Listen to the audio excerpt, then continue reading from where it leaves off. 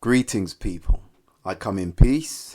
Who should AJ fight next? The AJ v Wilder fight seems to be at a standstill, at the moment anyway. If we don't get that fight, AJ still needs to stay active, that's for sure. I think it's a tricky balance. Joshua needs to fight someone who is challenging, that poses a significant risk, but not too precarious. This is still a building exercise after all, and not fighting Wilder next might be a godsend.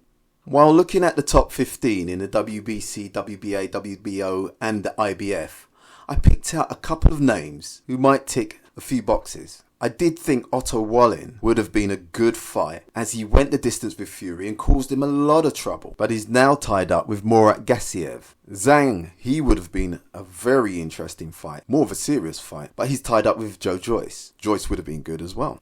I thought about Jared Anderson, but he's a little too hungry and AJ gets no credit for beating him, even though he would be a very, very dangerous fight. So we've eliminated the could've, would've, should've. Now let's deal with what other delicacies we may have on our menu.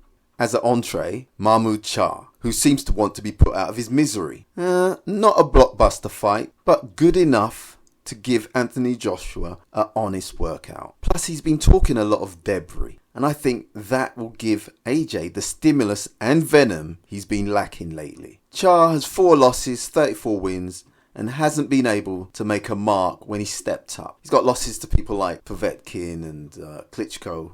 Maybe he's too much of a small morsel, but he's ranked high with the WBA, interestingly. How about Luis Ortiz? Admittedly, he hasn't been looking good lately, but he has been in there with Wilder and Ruiz, and AJ can make a solid statement by knocking him out early. How about Ajit Kabayel? He's an unbeaten fighter who has a win over Chisora, but as usual, he's very inactive, like a lot of heavyweights. Unlike Jared Anderson, as he's young, hungry, unbeaten, and got a good knockout ratio, and more importantly, he is active, so more of a serious threat than a tick-over.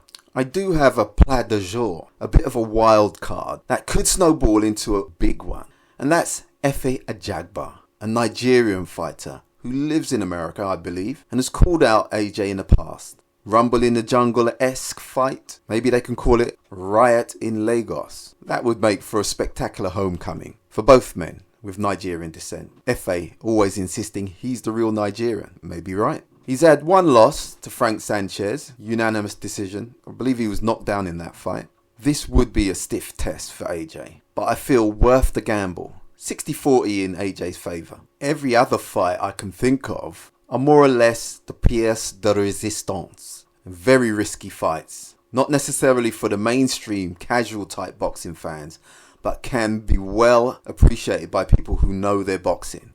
Martin Bakole has a good amount of jeopardy in it, and in some people's eyes is a 50-50. Maybe 60-40 for Bakole in some people's eyes. I'd make it 60-40 in AJ's favour. High risk fights for me is Arslanbek Makhmudov and Frank Sanchez. These are more purist fights. The money fights, apart from Fury and Wilder, would be the winner from Joyce and Zhang or Herkovic, but he's waiting to fight Usyk.